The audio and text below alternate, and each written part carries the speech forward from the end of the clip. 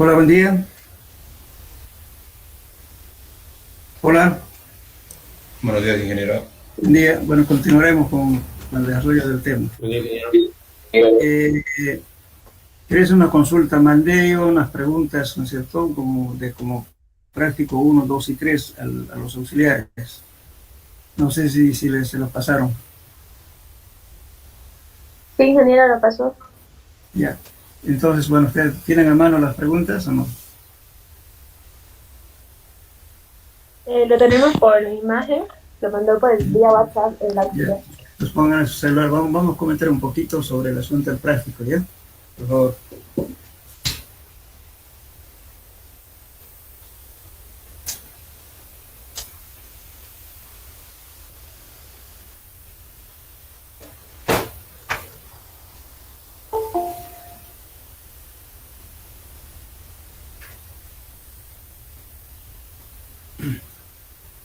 Bueno, a ver, abran su celular, seguramente lo tienen ahí. Vean el práctico número 1. Hola. Sí, está ahí, ingeniero. Sí, Ya, en el práctico 1, lo que quiero ahora sí, este es un repaso más que todo de geología, ¿ya? La pregunta dice, ¿qué estudia la mineralogía? ¿No? De lo que ustedes me van a sacar, por favor, cuando hagan su informe, o sea, su práctico, me van a poner de qué autores están sacando la información, ¿ya? ¿Qué estudia la petrología? ¿Qué estudia la geología estructural o tectónica? A ver, ¿alguien sabe qué estudia la geomorfología?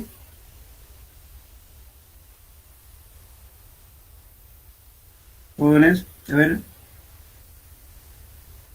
¿qué es la geomorfología? Quizás por el nombre, ¿no? Geomorfología debe ser el estudio a la forma o la estructura de la Tierra. Es la forma, ¿no es cierto?, del relieve de la Tierra, ¿verdad? Si hay terrenos ondulados, si tiene, qué sé yo, pendientes abruptas, si tiene... Todo lo demás es la geomorfología, la forma de la superficie de la Tierra. Eso es importante porque ustedes cuando hagan un informe de suelos o cualquier trabajo de puentes, de caminos, van a hablar de la geomorfología del lugar por donde van a atravesar. Entonces ahí tienen que aprender a decir, ¿no es cierto? Pasamos por una pendiente abrupta, escarpada, y se hace un cruce, ¿no es cierto?, de un río que está a pie de montaña, ¿no es cierto?, la montaña, la aledaña, el lado izquierdo, el lado derecho, tiene estas características y todo lo demás. Ese describe la geomorfología, ¿ya? Tengan conceptos. Bueno, otra pregunta, ¿qué estudia la pedología? ¿Qué estudia la mecánica de rocas? ¿Qué creen que estudia la mecánica de rocas? A ver.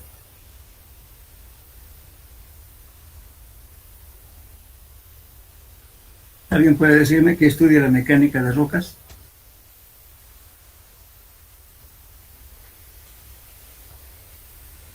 Bien, la mecánica de rocas, por ejemplo, como en todos los valores que obtenemos de resistencia y materiales, las rocas hacen lo mismo.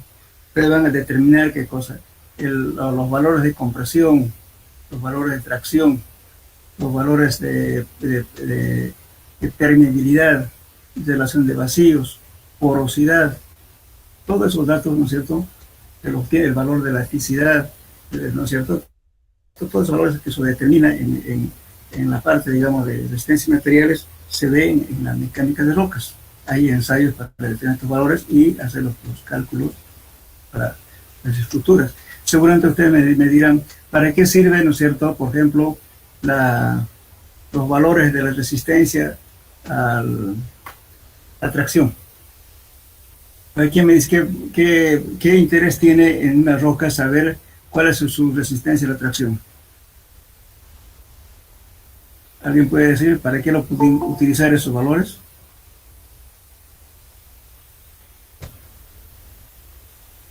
Hola, hola, hola. No sabemos. Porque con eso podemos evaluar también lo que es la resistencia del material. La resistencia a tracción, ¿verdad? Supongamos, si ustedes tienen que hacer un puente, ¿no es cierto?, digamos, postensado, qué sé yo. Entonces, ¿qué van a hacer ustedes? Ustedes van a hacer una perforación en roca y de ahí van a poner los cables, y los cables los van a meter, ¿no es cierto?, hacia adentro y van a ponerle inyectarle cemento para que se ancle. Pero cuando empieza a trabajar el puente, ¿a qué aspecto está trabajando la roca que está sujetando el cable? Tracción, ¿no es cierto? Ahora, ¿para qué quieren saber el valor de compresión en suelo? El peso de agua que cargan sobre eso, ¿no es cierto? Tenemos que saber cuánto aguanta, ¿no?, la compresión. Y así son valores, digamos, que son importantes para los cálculos, igual que en cualquier tipo de suelos o de materiales se determina para las rocas. Eso se llama mecánica de rocas. ¿Qué estudia la hidrología?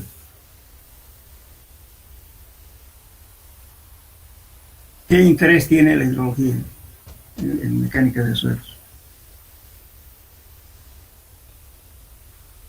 El agua y su distribución, ¿podría ser? Exactamente, porque si no hubiera agua, los trabajos serían facilitos, ¿verdad? En cambio, si hay agua, ustedes tienen que hacer, ¿qué cosa? Empivados, tienen que hacer, qué sé yo, drenes, tienen que hacer alcantarillas, tienen que hacer un montón de cosas, todo. O sea, en realidad, la mecánica de suelos trata de solucionar los problemas que causa el agua. Eso está combinado con la disciplina de hidrología. Bueno, ¿qué se entiende por geotecnia? Eso me van a definir bien, no se lo voy a decir ahora, quiero que lo lean bien. ¿Qué estudia la geotecnia? Y justamente esta rama de la mecánica de suelos está dentro de la geotecnia. Todas las obras civiles se hacen justamente con el concepto de geotecnia. Ese sería el práctico 1. Ahora el práctico 2. No quiero decir que en una semana me lo entreguen los 3 prácticos, no. Me van a entregar, pongamos, uno por semana, ¿ya?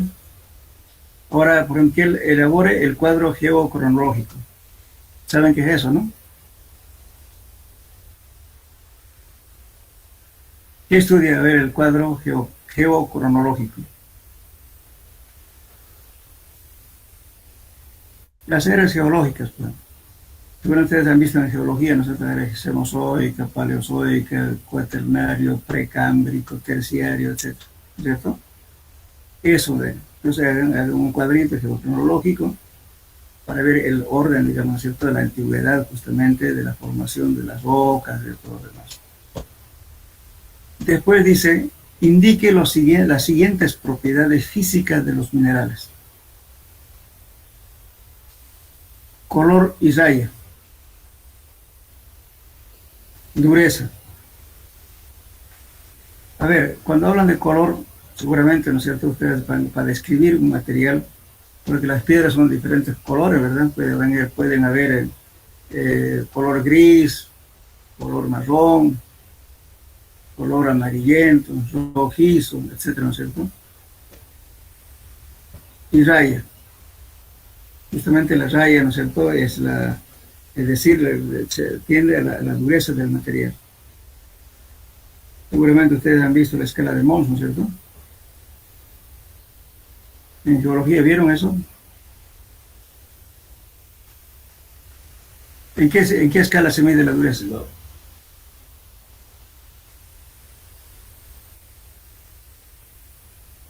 Ya, me van a leer eso, por favor. ¿Eh?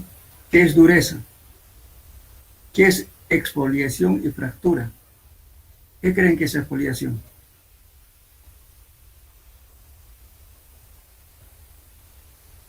Por ejemplo, si tengo un bloque grande de piedra y lo largo otra piedra más grande, ¿no es cierto?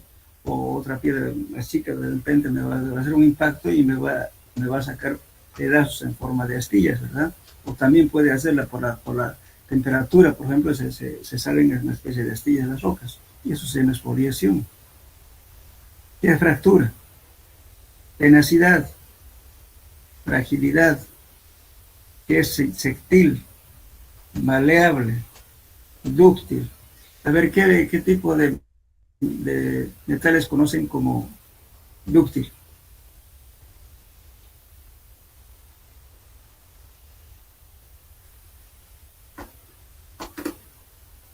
Alguien debe tener oro, ¿no? Maleable también. El oro es maleable y dúctil. Le pueden dar la forma que quieran, ¿verdad? Le pueden estirar si quieren hacer un hilo de oro, también lo hacen. Elástico, peso específico. Esto, por favor, esta parte, esa pregunta, me van a leer varios libros y me van a poner, porque es la misma cosa, significa dicho de otro modo. Por ejemplo, yo digo peso específico. Peso específico es relativo o gravedad específica. ¿Ya? Ahora, hay peso unitario o densidad seca, peso volumétrico húmedo, peso volumétrico seco, peso específico de la masa del suelo, gravedad específica de la masa del suelo. Estas expresiones, ¿no es cierto?, que estamos viendo no es más que el peso sobre un volumen. Pero en mecánica de suelo, por ejemplo, si yo digo densidad seca, me estoy refiriendo, ¿no es cierto?, a que el material que estoy analizando está en estado seco. O sea, cuando digo peso específico seco o densidad seca, me estoy refiriendo al peso específico de la masa del suelo, perdón, al peso seco de la masa del suelo, dividido entre un volumen aparente. El volumen aparente es el volumen del aire, el volumen del agua, más el volumen de los sólidos. Todo eso es volumen aparente. Ese concepto lo manejamos en compactación, densidad seca, o peso unitario seco también, es lo mismo. Cuando hablamos de gamma sub m, el peso específico de la masa del suelo, estamos también hablando peso específico volumétrico, húmedo. Ese concepto me van a ver de varios libros, porque hay autores que hablan de otro lado, pero es la misma ecuación. Por eso cuando uno pregunta en el examen, por ejemplo, si yo les digo, calcúleme la densidad seca, y de repente ustedes en un ejercicio hemos hecho calcular el peso específico seco. En realidad es lo mismo, es la misma ecuación. Por eso me van a leer varios libros, van a escribir, y de aquí van a salir inclusive su formulario, porque ¿qué es densidad seca? ¿Qué es peso unitario seco? ¿Qué es peso volumétrico seco? ¿O qué es peso volumétrico húmedo? Toda esa parte lo van a tener muy, muy claro. Entonces, justamente, cuando uno toma examen, no saben cuál de las formas van a calcular para calcular el peso volumétrico o el peso húmedo. Y el peso volumétrico puede ser húmedo o puede ser seco. No saben cuál van a adoptar. Ahí viene el asunto que se aplazan las materias. Luego, ¿qué es brillo? ¿Qué es transparencia? ¿Qué es translucencia? ¿Quién me puede decir qué es translucencia? Por ejemplo, hay rocas, ¿no es cierto?, que se puede ver, que le pone el pedazo de roca, se puede ver de un lado a otro lado, ¿verdad? Es transparente. ¿Qué opacidad? ¿Qué es un cuarzo? ¿Qué es un feldespato? ¿Y qué son las micas? Todo eso supongo que en suelo, como en geología, ya pienso que han llevado sobre esto, no sé. Pero tienen que aprender lo básico, ¿no es cierto?, en mecánica de suelos, saber qué es un cuarzo, qué es un feldespato y qué son las micas. Eso sería el segundo práctico. Y el tercero, que es qué son las rocas ígneas e indique los tipos de rocas ígneas. ¿Alguien puede decirme qué es una roca ígnea?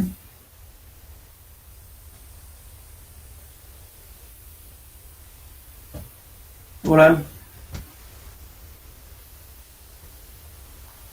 Hola, hola. Son aquellas que se han formado a partir de otro tipo de roca. Ígneas, quiere decir, son rocas, ¿no es cierto?, producto de los volcanes, ¿no es cierto? ¿Y las rocas sedimentarias?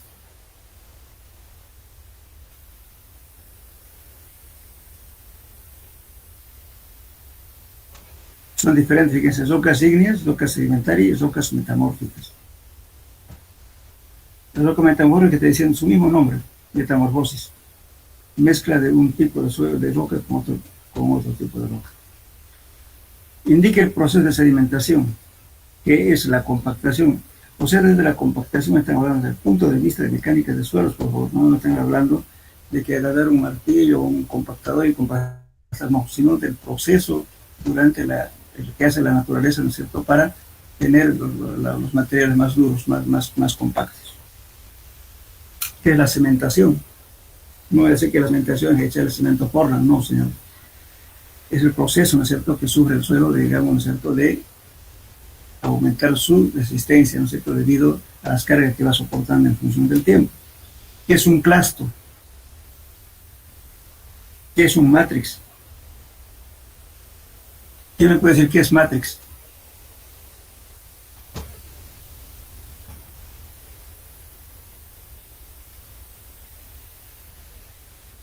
¿No sabe? No, ingeniero. No, Ya. Por ejemplo, supongamos que hemos ido al río a hacer un estudio, ¿verdad? Allá van a encontrar piedras, grava, y también van a encontrar arena, ¿no? Entonces, ¿cómo haría la descripción geológica del lugar? Van a decir, bueno, en el río Piraí existen, ¿no es cierto?, bloques de piedras con dimensiones de tal tamaño. Además existen, ¿no es cierto?, clastros de diferentes diámetros en matrix de arena. El matrix es aquel material que es de menor dimensión que rellena los espacios vacíos dejados por las partículas más grandes. Eso es matrix. ¿Ya? Hacer la descripción, por eso hay que saber describir. Estas cosas tienen que manejarlo para hacer describir y hacerle entender, pues, ¿no?, al informe a la persona que pide el trabajo. ¿Qué es el proceso de carbonatación? ¿Qué es hidratación?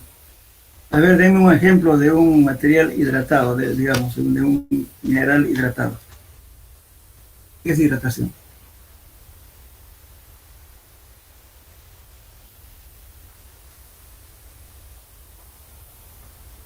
¿Alguien puede darme un ejemplo? Supongamos que ustedes tienen sal. Todo el mundo conoce la sal, ¿no es cierto?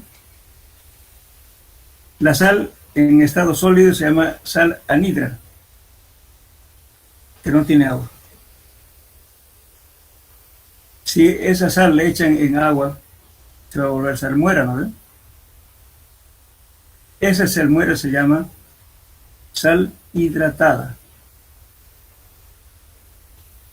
Entonces, cuando van a una farmacia, les van a decir, bueno, véndame sal anhidra, le van a dar, pues, en sólido. Si le dice sal hidratada, le van a dar, pues, salmuera. Y así en varios materiales existe eso. Bueno, después el proceso de oxidación, el proceso de exfoliación, ¿y qué son los lixiviados? Lixiviados es un fenómeno que ocurre, ¿no es cierto?, en los minerales con presencia de agua. Eso es un repaso de geología. Supongo que les habló el ingeniero seguramente de eso, ¿no es cierto?, o parte de ello, ¿o no? Hagan un repasito de geología. Bueno, me olvidé de mandar, más tarde se lo voy a mandar la bibliografía y el contenido de la materia, ¿eh? Me olvidé. Se lo voy a mandar ahora, en la noche. Justamente dentro de la bibliografía, hay un libro que es de un cruceño. Me gustaría que se compren ahí en las librerías.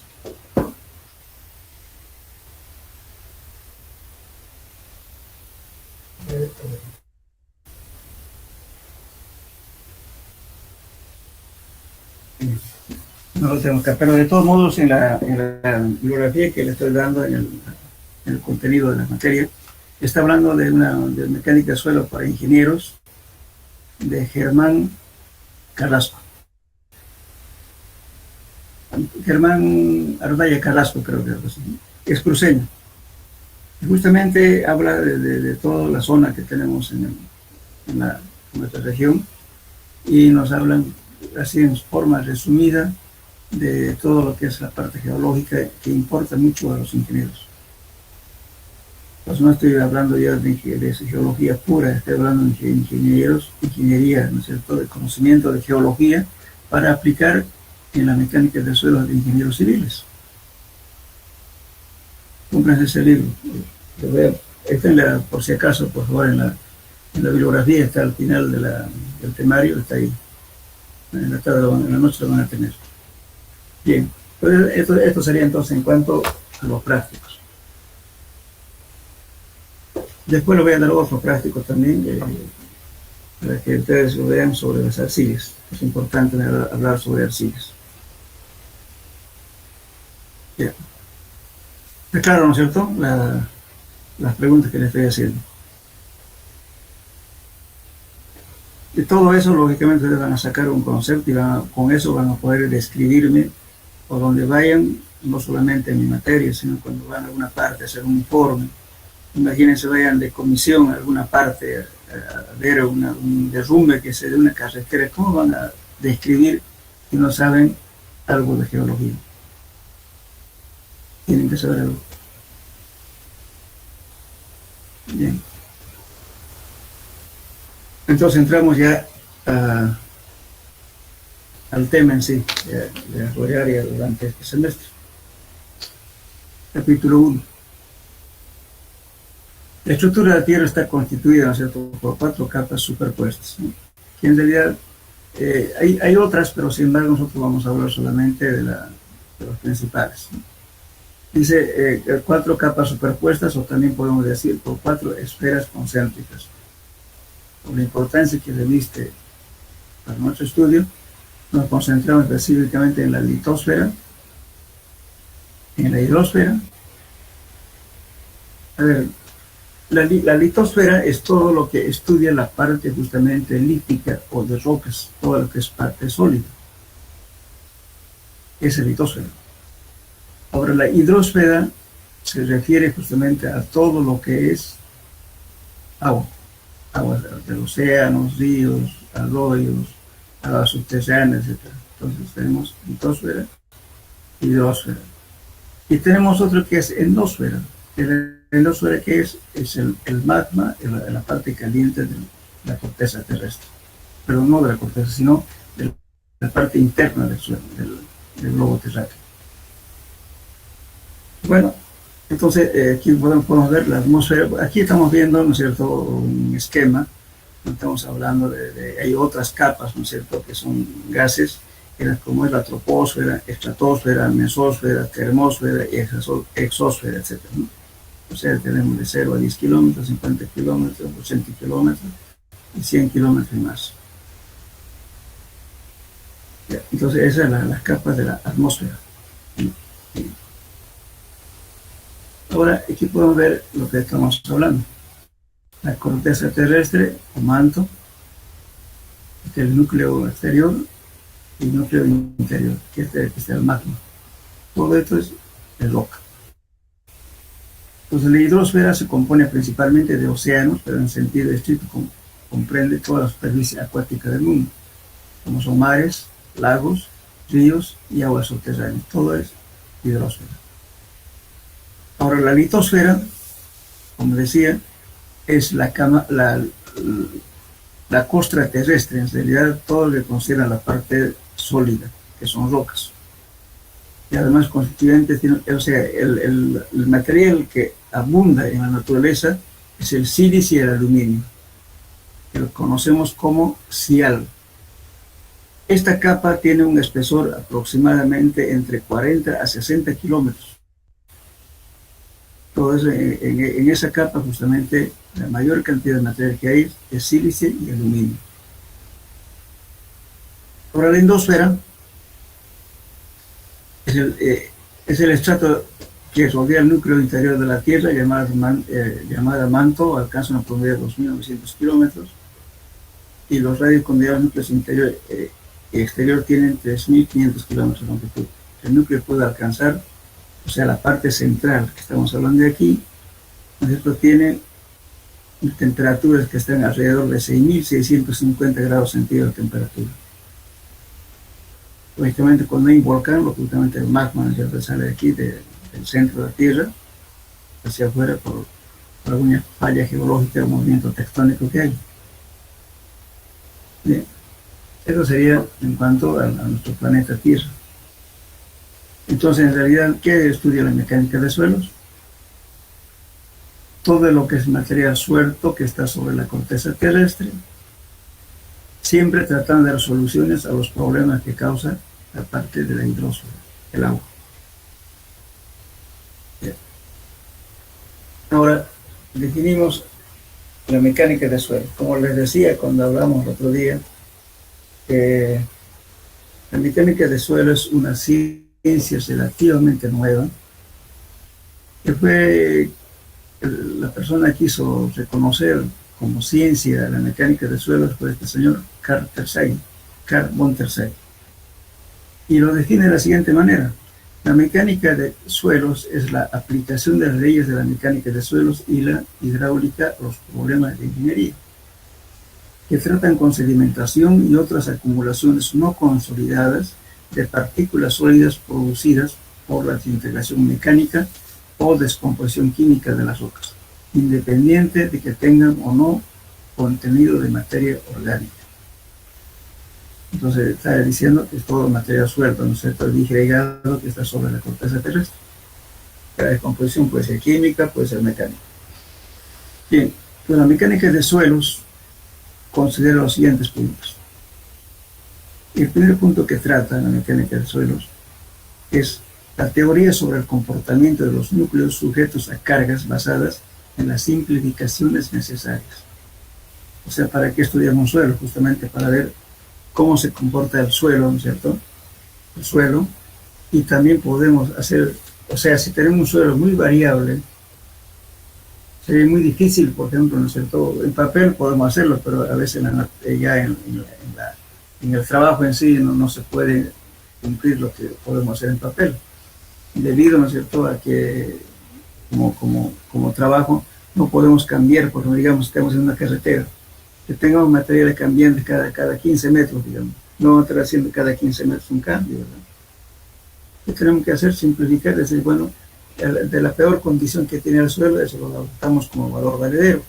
Entonces, por decir, bueno, del tramo de kilómetro 2, digamos, al kilómetro 250, hay que tomar esos valores. Estamos simplificando.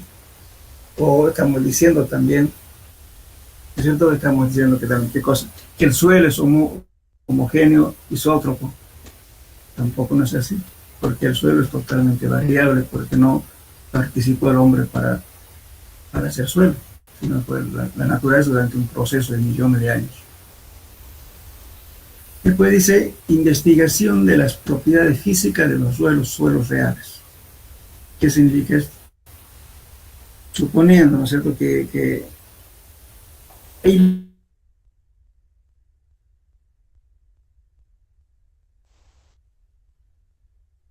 hablando ya en la nomenclatura, ya un suelo que tiene de arena. Digo, los valores de, qué sé yo, del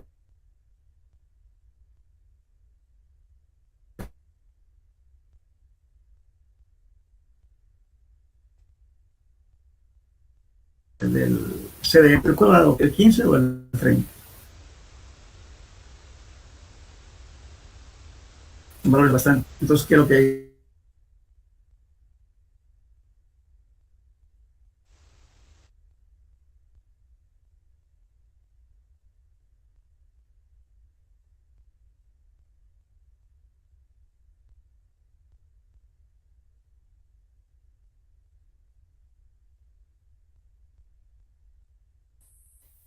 hay que hacer, justamente hacer.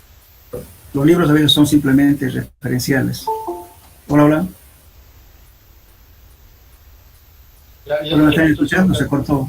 Hola. Se cortó un buen ratito, Inge, y estaba hace un rato así que se cortaba poco a poco. Bien. ¿Desde dónde se cortó? ¿Lo voy a repetir de aquí? Del inciso B. Del inciso Sí, B. por favor. Aquí, ya. Cuando hablamos decía, ¿cierto? Supongamos que estamos haciendo una calle, pavimentando una calle que sea de 200 metros. Cuando hicimos sondeos, nos va a dar, por ejemplo, digamos, suelo arena limosa, digamos, ¿no? Que es una 240, de acuerdo a la clasificación, pero después van a aprender eso. Digo arena limosa, pero dice el valor del CBR para calcular el espesor del pavimento, tengo que calcular la real para dar la altura adecuada. En los libros yo puedo decir arena limosa tiene un parámetro de CBR, por así decirle, de 10 a 30, pero ¿cuál voy a tomar, pues? 10, 15 o 30, ¿cuál voy a tomar? Porque ese rango es variable. Es que suelos varían en ese tipo, ¿no es cierto? Está dentro de la misma clasificación, pero sin embargo algunos valores varían. Entonces el libro hace eso. Dice, se ve en arena limosa varía de 15 a 20 o 30. Pero, entonces, esos son referenciales. Entonces la mejor forma, y la real, es que tenemos que hacer trabajos de laboratorio de los suelos reales con el cual vamos a trabajar. Eso es la teoría. Entonces, en vez de tomar 10, de repente nuestro suelo real nos va a dar 15, entonces trabajaremos con 15. Entonces, dice después, aplicación del conocimiento teórico y empírico a los problemas prácticos. Ahora, el conocimiento teórico solamente los ingenieros, ¿no es cierto?, decimos que la curva de compactación es esto, así, en fin, sabemos la parte teórica. Pero muchas veces dice, bueno, cuando estamos compactando por un suelo, decimos, bueno, vamos a compactar, qué sé yo, con 5 pasadas de máquina, vamos a llegar a las densidades máximas. Bueno, eso decimos. Pero por ahí de repente tenemos un técnico que trabajó hace muchos años en suelos, nos va a decir, no señor, usted no es suficiente pasar esta pasada de máquina, vamos a pasar más. Entonces, ¿qué hacemos? Estamos justamente aplicando una parte del empirismo. Justamente la mecánica de suelo es eso. Es parte empírica y parte teórica. Por eso siempre cuando uno trabaja construyendo carreteras o construyendo algo de fundaciones, tiene que haber una persona que conozca suelos. No siempre un ingeniero, puede ser un técnico. Entonces ahí estamos aplicando los conocimientos empíricos a la gente. Bien, eso es lo que dice Terzaghi en su definición de mecánica de suelos. Bueno, ahora vamos a hablar de suelos y su origen. Vamos a ver 3 puntos de vista del geólogo, agrónomo y un ingeniero civil. Dice, a través de un proceso de desintegración mecánico y descomposición química de las rocas dieron origen a un suelo. El suelo se puede definir desde 3 puntos de vista. El geólogo, que es Chiosi, define el suelo como material resultante de la descomposición y desintegración de la roca por ataque de agentes atmosféricos. ¿Y qué son los atmosféricos? Son la lluvia, temperatura, etc., ¿no? Eso es para el geólogo, pero no está hablando de la parte orgánica. También la parte orgánica, ¿no es cierto?, es importante, porque cuando hablamos de, por ejemplo, de suelo orgánico, hay que tener miedo, porque saben que lo orgánico con el tiempo se va a ir descomponiendo más y por tanto va a cambiar de volumen. Entonces, cuando hay un cambio de volumen, causa problemas de asentamientos. Ahora, la definición del agrónomo, según Sobotario, dice, define el suelo como una delgada parte superior del manto de rocas en que penetran las raíces de las plantas y donde toman agua y las demás sustancias necesarias para su existencia. Pues el agrónomo, para él, solamente suelo es eso, alimento para las plantas. Y el ingeniero civil, que es una definición de Rico y Castillo, que son dos personas, definen de la siguiente manera. Define el suelo como un conjunto de partículas minerales producto de la desintegración mecánica o de la descomposición química de las rocas preexistentes. Bueno, en forma general, ¿qué podemos decir? Es todo material suelto, disgregado, que existe sobre la corteza terrestre. Eso es suelo. Bien.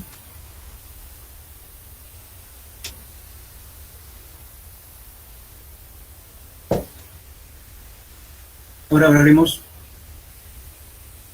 de los factores que intervienen en la formación de los suelos. Uno, materia de origen, que es roca madre. Bueno, a partir de esto hay disgregación. El agua, topografía del lugar, clima de la región, temperatura, organismos existentes, el ser humano, movimientos sísmicos, ciclones y maremotos. Y además explosiones nucleares. Bien. Pero aquí vamos a hablar qué son suelos residuales. Antes de hablar de eso podemos comentar esto, fíjense. Este es un suelo, ¿no es cierto? Es una terraza. Esta parte se llama terraza aluvial porque seguramente hubo un transporte de sedimentos por el agua y quedó de esta forma. Por ejemplo, aquí tenemos otra formación, está en todo estratificado y nos está diciendo la disposición de los materiales, ¿no es cierto?, en función del tiempo. Por ejemplo, aquí hay una época, aquí está marcando otra época, sucesivamente, ¿no es cierto? Estas pendientes que son así muy pronunciadas se dice pendientes abruptas o escarpadas. O escarpa. Escarpa es cuando es difícil de subir fácilmente. Una escarpa. Bien. Entonces, dice, los productos de ataque de los agentes de intemperismo pueden quedar en el lugar. Se pueden quedar en el lugar directamente en la roca de la cual se derivan, dando lugar a suelos llamados residuales. Entonces, un suelo residual es aquel sedimento que ha quedado en el mismo sitio de su descomposición. Eso se llaman suelos residuales. Ahora, estos suelos residuales pueden ser transportados por diferentes agentes de transporte. Entonces aquí dice, por eso, a su vez estos productos pueden ser removidos del lugar de su formación por agentes geológicos depositados en otra zona.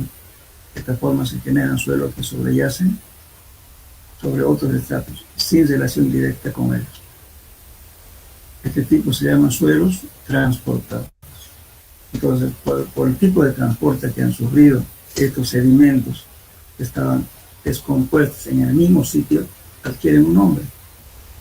Cuando actúa la gravedad, pongamos que tengo aquí una piedra, un bloque grande de roca, y ese bloque grande se descompuso y los sedimentos quedaron ahí, está el suelo residual.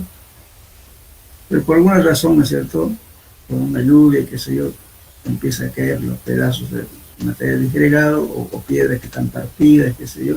Entonces actúa la gravedad como elemento de transporte. Entonces esos elementos caen hasta la parte baja. Ese tipo de suelo que actúa la gravedad se llaman talus o también coluviales. Más utilizamos la palabra coluvial, pero también se puede decir talus. Entonces ya tenemos un suelo coluvial. Ahora, este material coluvial, supongamos por acá hay un río, llega el sedimento al río, el coluvial, y es transportado por el agua. El agua empieza a transportar, a través de disgregar los bloques o piedras que hubiera habido. Entonces se convierte en suelo de origen aluvial, o también lacustres son aquellos materiales grandes, bloques o piedras que fueron arrastrados por el agua, había a veces se deposita en una zona determinada, eso llaman depósitos lacustres. Es frecuente encontrar en las orillas del río, a veces en algunos cerros inclusive se encuentran depósitos de piedras redondeadas. Pero ¿qué pasó? ¿Por qué se encuentra en un cerro, por ejemplo, digamos, un tipo de material? Quiere decir que antiguamente hubo un cauce de agua por ahí. Pues quedaron depósitos por el transporte del agua. Entonces, ya el material donde actúa el agua ya se convierte en suelos aluviales, sedimentos aluviales o lacustres. Ahora, otro agente de transporte es el viento. Cuando actúa el viento como elemento de transporte, lo llamamos eólicos. Dentro de los eólicos tenemos varios tipos de suelo, que son, por ejemplo, los suelos, los médanos, que es un tipo de suelo. Y bueno, ¿por qué después vamos a hablar por cómo se caracteriza cada uno? Entonces estoy diciendo que aquí aparece el viento como elemento de transporte. Luego son los glaciares, o sea, el hielo. El hielo está en permanente movimiento y produce grandes presiones, ¿no es cierto?, que al final lo va gastando a las rocas y va produciendo la descomposición. Eso se llaman depósitos glaciares o morrenas.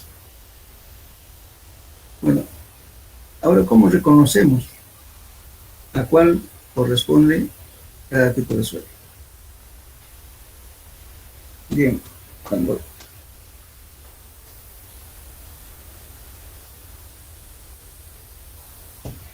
supongamos que hay una ladera y al pie de la montaña o al pie de la ladera vamos a encontrar material. Lo primero que nos fijamos es cómo está la partícula, si está redondeada o tiene ángulos, o sea, puntas. Si tiene angulosidad, quiere decir que el agente de transporte fue la gravedad. Entonces eso es un suelo aluvial. También en el mismo, digamos, lugar pueden haber piedras redondeadas. Entonces, en ese caso, el elemento de transporte fue el agua, porque el agua, ¿no es cierto?, con el transporte va produciendo el desgaste y cada vez se van haciendo los materiales cada vez más redondos y más pequeños. Entonces ahí habrá un sedimento aluvial. Y están juntos los dos, se dice coluvio aluvial. Pueden estar los dos juntos. Ahora, ¿cuándo reconocemos cómo es un suelo eólico? Vamos a conocer el suelo eólico cuando tienen el suelo del lugar de diferente color de la zona. ¿Por qué? Porque han sido transportados a largas distancias por el viento. Y los glaciares se producen arcillas o materiales finos y también aparecen algunas veces algunas piedras o bloques de piedras totalmente lustrosas y redondeadas. Y esos son justamente, que ha sido alguna vez un glaciar, conocido también como morrenas.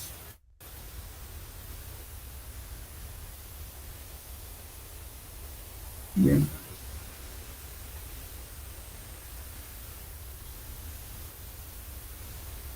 Aquí vamos a ver un esquema transversal fíjense, esta es una ladera, aquí está el suelo residual que se ha descompuesto, ¿no es cierto?, por una razón, ya sea con el viento, con cualquier otro tipo de fenómeno, quedó aquí, eso es el suelo residual. Bueno, entonces aquí tenemos justamente una pendiente donde el material al caer por acá se está conformando en talus o suelos coluviales. Entonces este suelo coluvial, ¿no es cierto?, en el punto 3 se llama ladera cóncava, que están viendo aquí, viene acá, ¿no? Y esta es la ladera rectilínea. Y acá, lógicamente, en este material coluvial puede caer acá, este es causa del agua. Entonces aquí va a traer el elemento de transporte, que es el agua. Entonces convertirá en suelo aluvial. A las planicies que deja esto se llama planicie aluvial. Aquí tenemos una planicie aluvial. Entonces, lógicamente, esta descomposición que hubo, fíjense aquí donde ve con 5, es la roca madre. Este material puede ir cargándose poco a poco y aquí aparecen sedimentos. Entonces todo el sedimento fue transportado. Entonces a ese suelo sedimento se llama suelo residual o también se llama suelo sedimentario. Podemos decir suelo sedimentario aluvial o suelo sedimentario coluvial. Porque lo que ha dejado la descomposición por diferentes agentes es que ha cambiado el nombre por los agentes de transporte. Entonces de ese modo identificamos si el suelo ha sido, si el suelo ha sido transportado por el agua, por el viento o por la gravedad.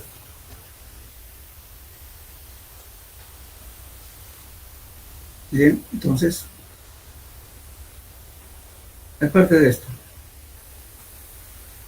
tenemos, por ejemplo, otro que no lo puse aquí,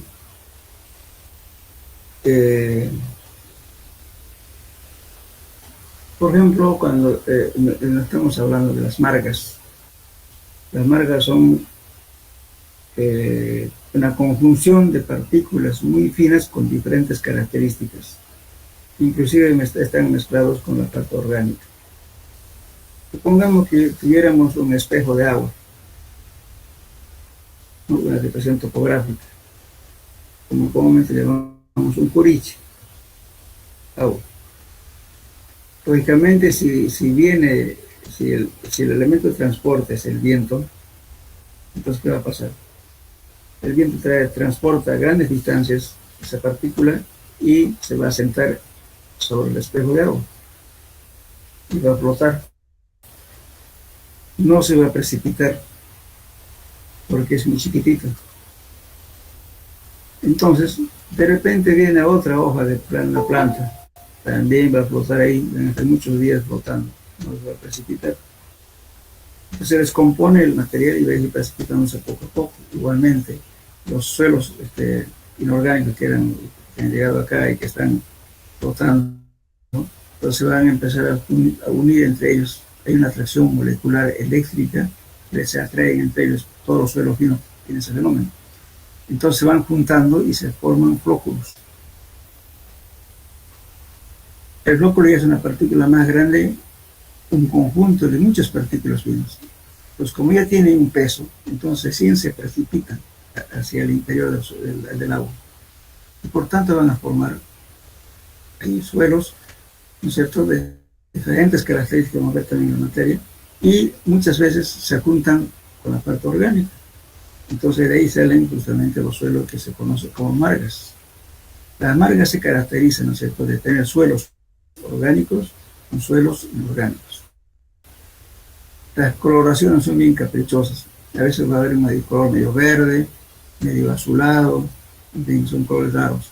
A veces en una barranca ustedes pueden ver ese tipo de formación. Esas son margas. De cómo se han formado esas, justamente debido, ¿no es cierto?, al transporte del viento, de las partículas finas y también la parte orgánica que con el conjunto se han descompuesto y han formado ese tipo de suelo. Las margas se pueden utilizar como abono inclusive para las plantas porque tienen de origen orgánico. Mucha gente lo utiliza como abono de la jardinería. Bien.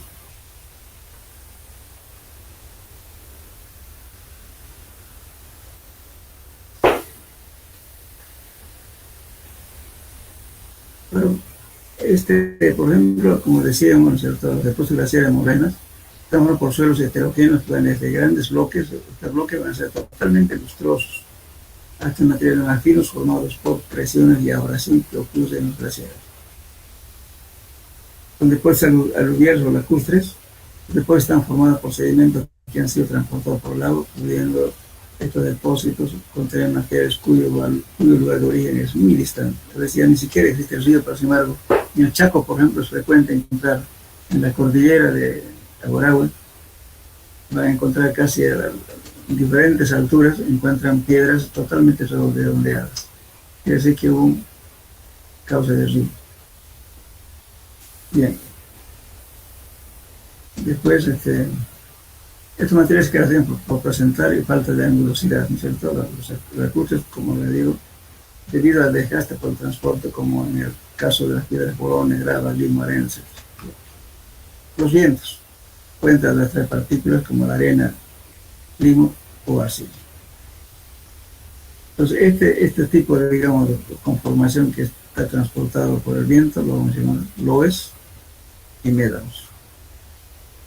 Los loes son depósitos eólicos constituidos por una mezcla uniforme de arenas finas, cuarzosas, algo feldespáticas y muy estructuradas en forma abierta y algo cohesiva.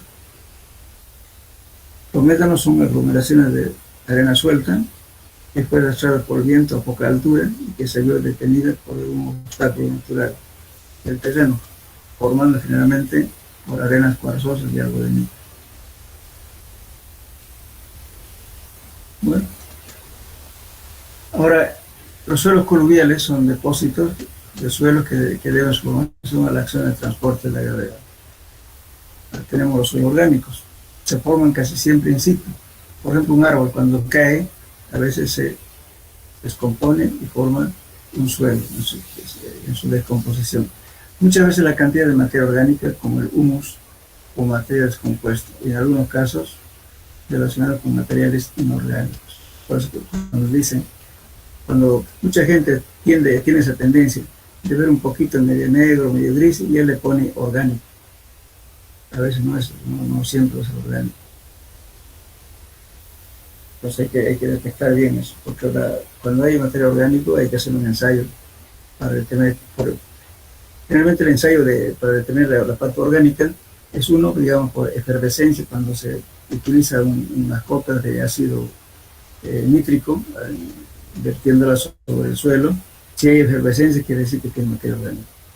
Si hay caliza también, hay efervescencia. Ahora, también otro modo de hacer ensayo es lo siguiente: se pone una muestra determinada, un peso, ¿no es cierto? Lógicamente el peso tiene que ser una balanza bastante sensible, y luego se lo somete a temperatura aproximadamente unos 370 grados. Entonces todo lo que es la materia orgánica se va a perder por ignición, se quema, y queda solamente la parte sólida. Entonces, por diferencia de pesos, vamos a determinar cuánto por ciento tiene la materia orgánica. Bien. Bueno, podemos hablar de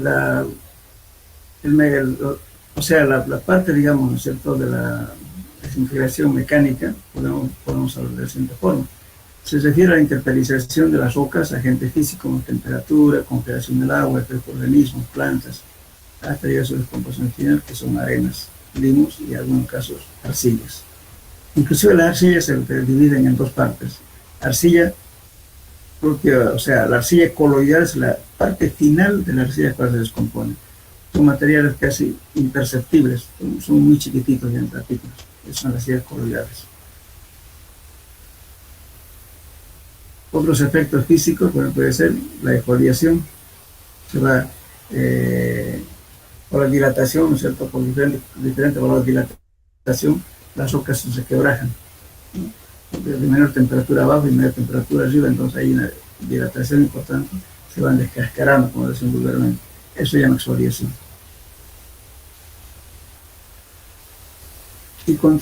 Y lógicamente, si hay frío, hay contracción, se disminuye. Y el que está caliente es el interno. Entonces, por eso es que hay diferentes temperaturas y causa problemas de fractura, o conocido también como exfoliación. Ahora, dentro de la descomposición química, la acción de agentes que atacan las rocas modificando su constitución mineralógica como ser, tenemos la oxidación. ¿Por qué ocurre la oxidación? A ver, jóvenes, ¿quién sabe?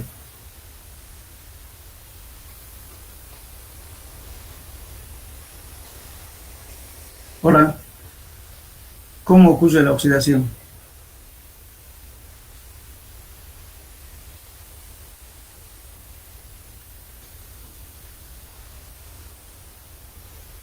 Hola.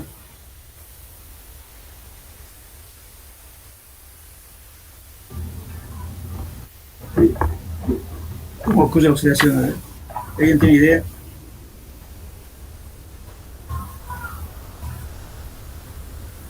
Por ejemplo, Cuando un elemento pierde electrones.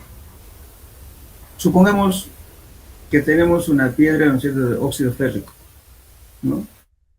El óxido férrico es lo que justamente da origen al acero, ¿verdad? Y entonces, si está en la intemperie, hay contacto con el oxígeno, hay contacto con el agua. Entonces eso nos produce, ¿qué cosa? Oxidación. Y si cae el agua y lo diluye, o sea, ustedes saben que el agua es el mayor disolvente de los materiales de naturaleza. Casi a todo lo disuelve.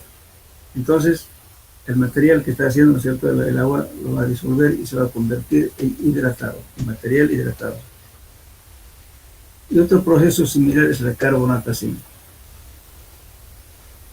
Esos son los procesos químicos. También puede haber efectos químicos de la vegetación en algunos casos, ¿no es cierto? Hay reacciones químicas cuando los suelos están justamente conjuntamente con la parte orgánica, como ser arenas, limos y arcillas. Generalmente, los materiales pues, se pueden dividir. Por ejemplo, esta teoría que hay. El tamaño de las partículas depende también de las diferentes zonas, como ser húmedas, ¿no?, cálidas o frías. En zonas normalmente se encuentran arena y limos, en cambio en zonas cálidas, siempre como los desiertos, predominan las arenas. Las arenas, por ejemplo, en los desiertos, la temperatura es muy grande, la noche está debajo de 0 grados centígrados, temperatura en el día está temperatura con mayor de 50 grados. Todo eso ha hecho que la materia se degregue y por eso tenemos desierto. Bien. Ahora, en cuanto a los tamaños. Las partículas disgregadas, por ejemplo, cuando decimos gravas, cuando el diámetro varía de 720 milímetros hasta 2 milímetros. Esto puede variar, depende de la norma que se aplique. Es lo que estoy hablando, es de la norma ACTM. Para la ACTM dice, los bloques, o sea, las graves se consideran cuando tiene 72 centímetros hasta 2 milímetros.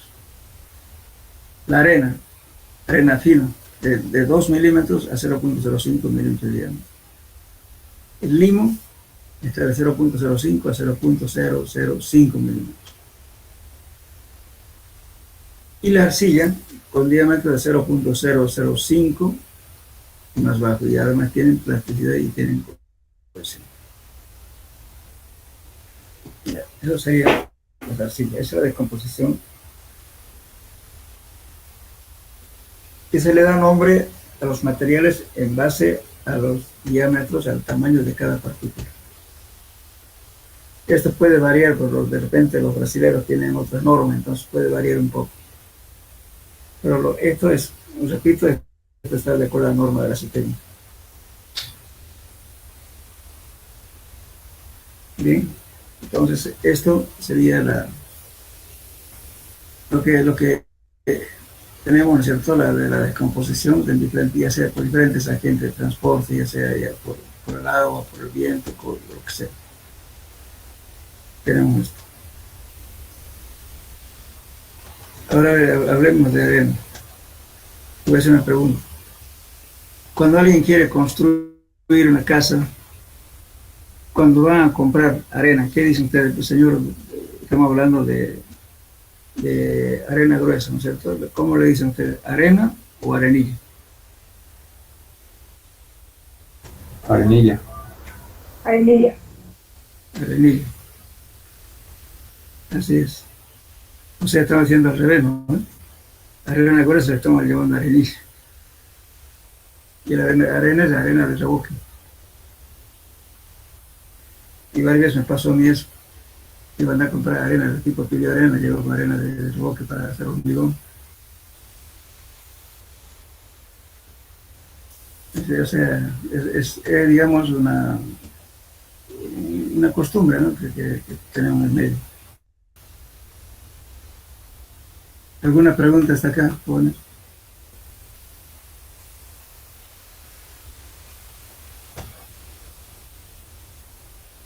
Van a leer, por favor, todo esto porque, repito, los exámenes son presenciales, luego de la parte de teoría y la parte práctica.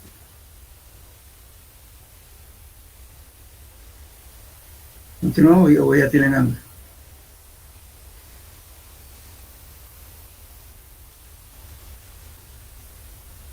No, terminamos entonces. Minerales constitutivos de la arcilla.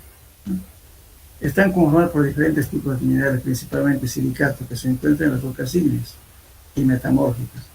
Por decomposición química llegan a un punto final, que es la arcilla. Los grupos de minerales más abundantes en la naturaleza son los siguientes.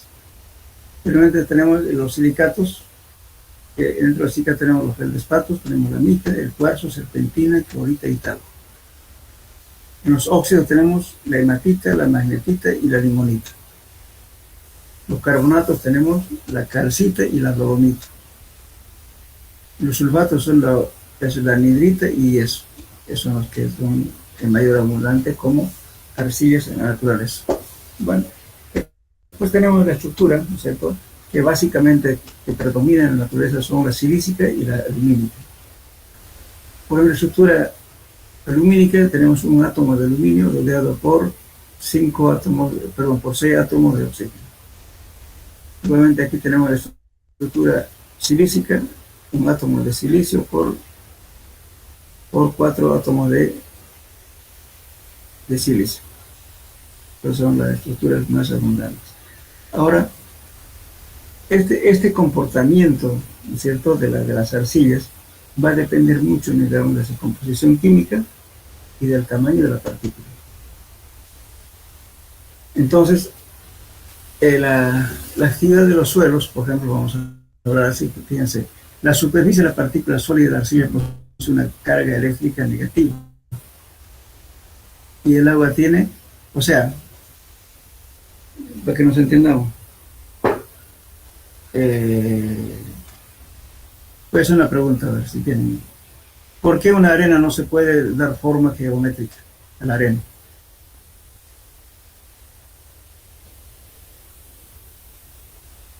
¿Entienden? Ustedes hacen una pregunta. Supongamos que la tienen en la mano, ¿no es cierto?, arena húmeda y quieren hacer cualquier cosa, ya sea una bola o quieren darle una forma geométrica. Y no pueden. ¿Por qué razón? Porque no tiene plasticidad. No tiene plasticidad. En la arcilla hay plasticidad, ¿no es cierto? ¿Y cuál será entonces lo que produce la plasticidad?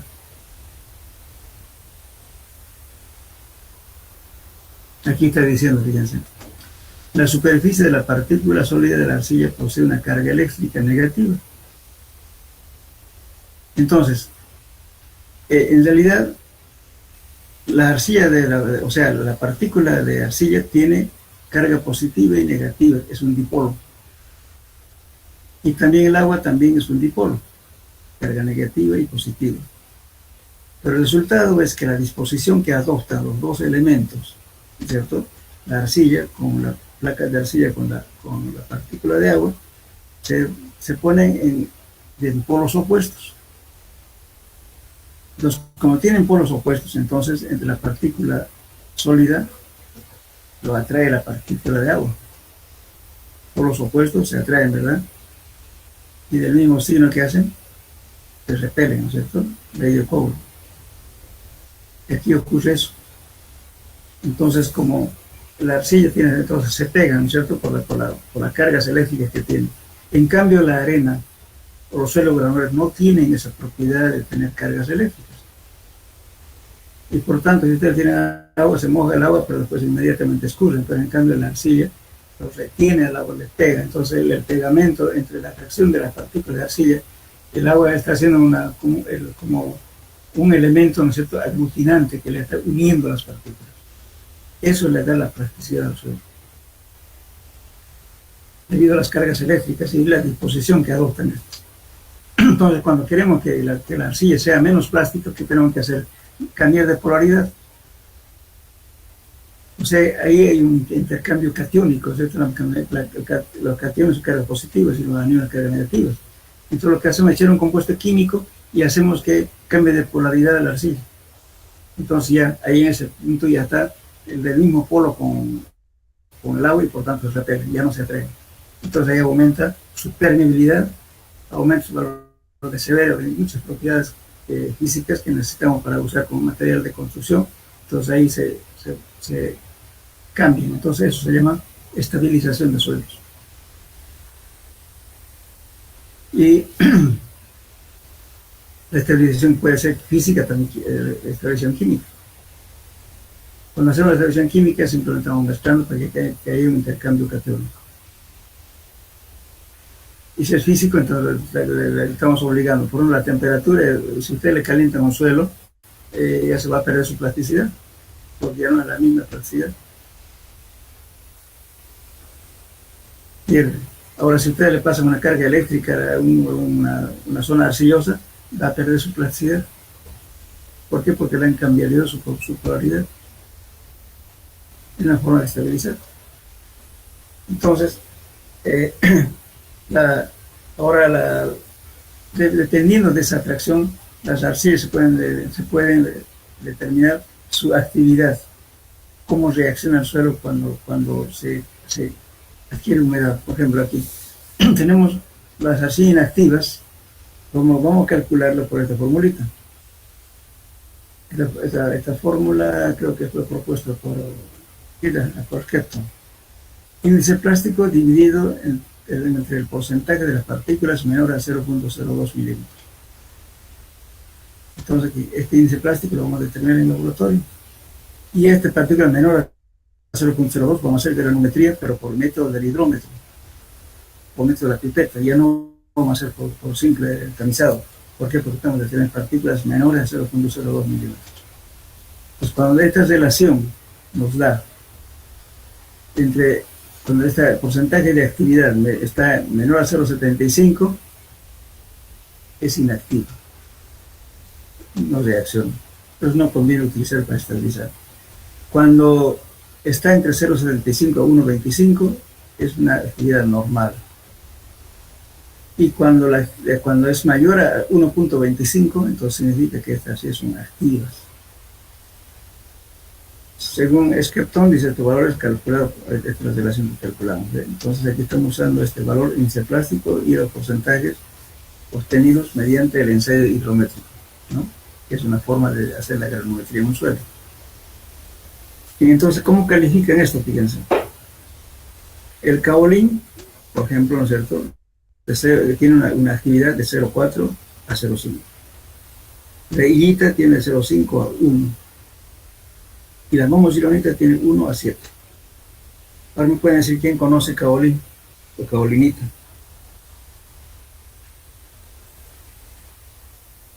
¿Conocen? Hola.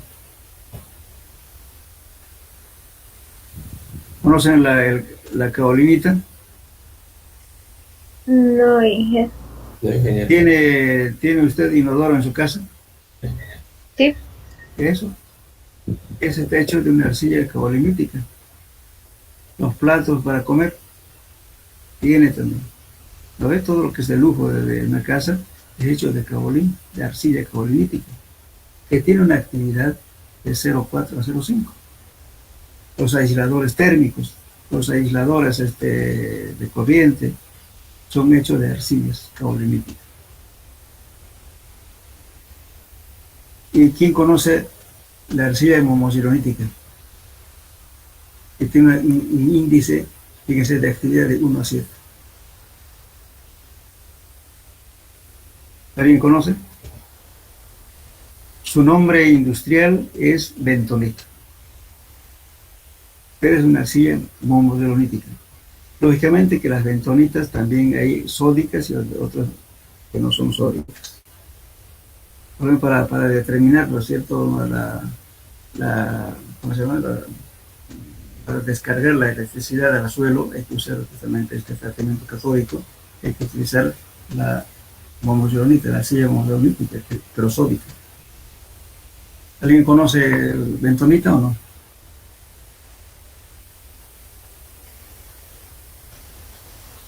La bentonita se utiliza ¿para qué?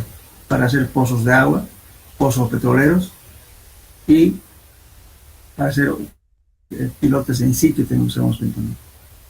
Es una arcilla del origen homodonítico y tiene alta actividad.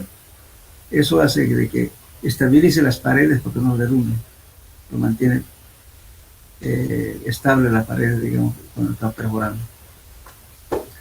Esa es la bentonita, dentro homodonítico. Y además, seguramente las mujeres que se pintan con talco, ¿no? Creen que es talco. ¿Y talco de qué está hecho?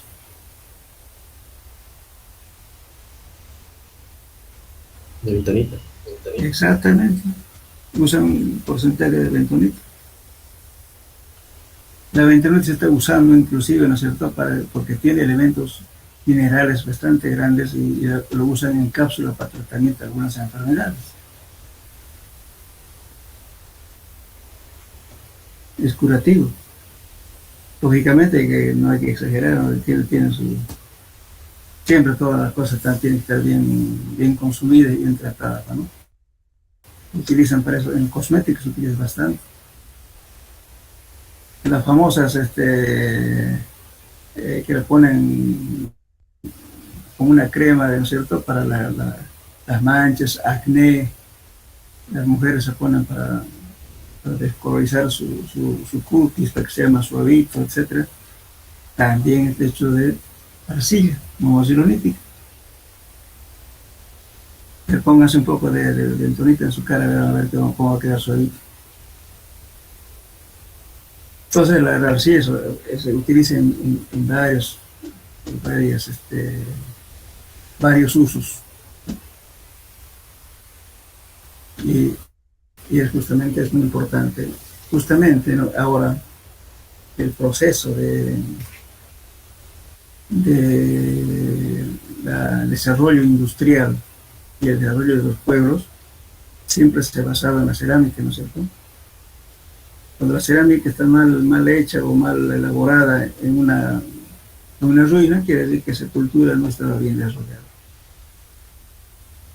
Cuando obtenemos ya culturas bien desarrolladas, tenemos las cerámicas bastante elaboradas, de buena calidad, y ahora en nuestro medio, ¿qué hacemos? Vivimos justamente a partir de la arcilla. ¿De qué se hace el cemento?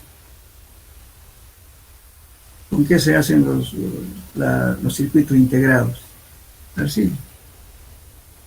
Finalmente ya se inventó la diamantina, que es un diamante no de muy buena calidad, pero se utiliza en las perforaciones, en la industria petrolera. Entonces que el hombre ya desarrollado eso. Y eso está en manos de ¿qué? De los países bien desarrollados. No estamos al alcance de eso todavía nosotros. Eso en la próxima clase vamos a hablar con detalle. Cosa que no está en el programa, pero es interesante conocer. Bueno, aquí dejaremos. En la próxima clase vamos a hablar de esto. Vamos a terminar esta partecita en la próxima clase. Y vamos a hablar justamente de la utilización de las arcillas. ¿Para qué utilizamos como ingenieros civiles? Y no solamente civiles, también utilizan en la medicina. Entonces es bueno saber, ¿no? Todo el mundo, nosotros los ingenieros creemos que la arcilla es mala, no es mala. Depende para qué uso que lo pongamos. La arcilla, fíjense, del cemento está a partir de la arcilla. Ahora los tubos, ladrillos, pisos de revestimiento para cocina, los azulejos, todo es de arcilla. En la próxima clase vamos a hablar de eso. Bueno, dejemos aquí, ¿ya? Entonces, hasta luego, jóvenes. Hasta luego, Inge, gracias. Hasta luego. Hasta luego, Inge. Hasta luego. Hasta luego. Vayan haciendo su práctica, por favor, ¿ya?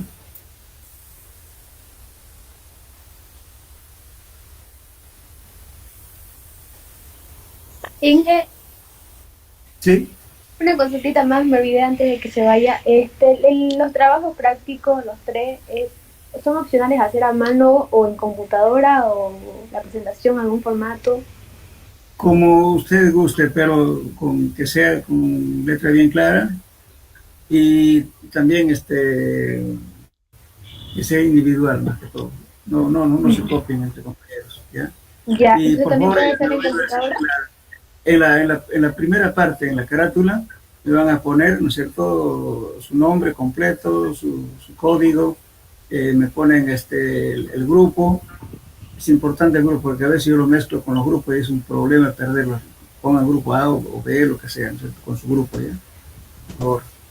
Ya, La fecha, por supuesto, la fecha. Pero eso ya, no lo entonces, empapela. Los papeles que tengo de otra materia y uno lo pierde y a veces uno perjudica sin querer al alumno. Pongan sus datos completos. ya. Y entonces la presentación es en 2 semanas, como comentóse al inicio de la Y clase. el primer práctico, una semana. El segundo, la segunda semana, y así sucesivamente. Después de cada avance de la materia, les voy haciendo una especie, digamos, de ese paso, digamos, dando preguntas para que ustedes me vayan presentando eso, ¿bien? Y todo eso les va a servir justamente para su examen. La teoría vamos a hablar sobre eso. Ya, ya, Inge, muchísimas gracias. Bueno, hasta luego.